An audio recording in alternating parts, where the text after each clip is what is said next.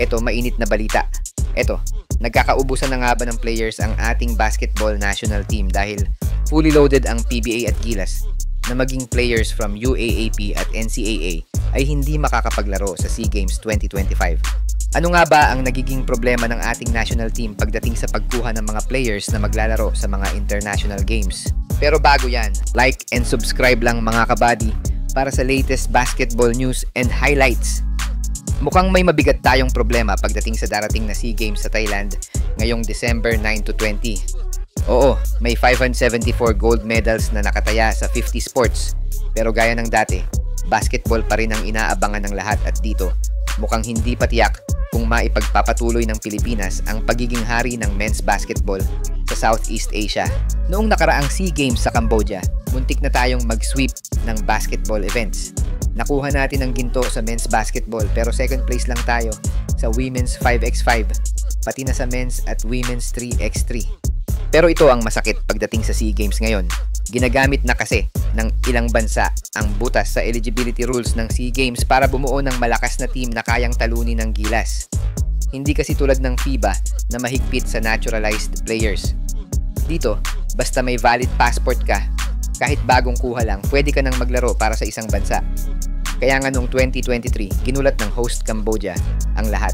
5 sa players nila: Darius Henderson, Dwayne Morgan, Brandon Peterson, Saeed Pridget at Oscar Lopez, lahat naturalized mula US.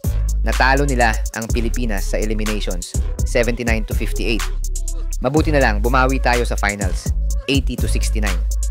Pero sa 3x3, sinulo pa rin nila ang ginto. Ngayon, may mga balita na baka limitahan na ng SEA Games organizers ang bilang ng naturalized players. 2 lang kada bansa at dapat walang dugong lokal.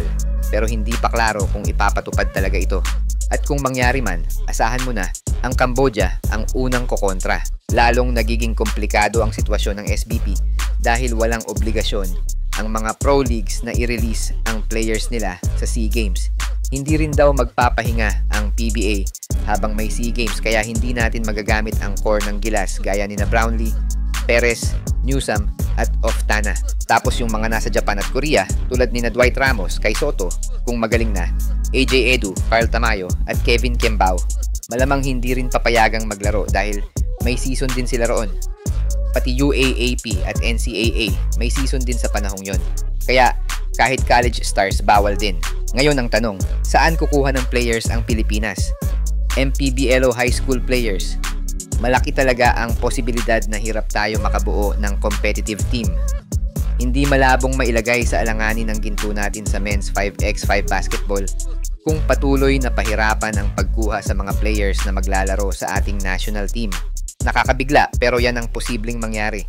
Sabi nga ni Dean Quinito Henson sa article niya sa Philippine Star, ang siguradong ginto ng Pinas sa SEA Games ngayon ay baka mawala pa.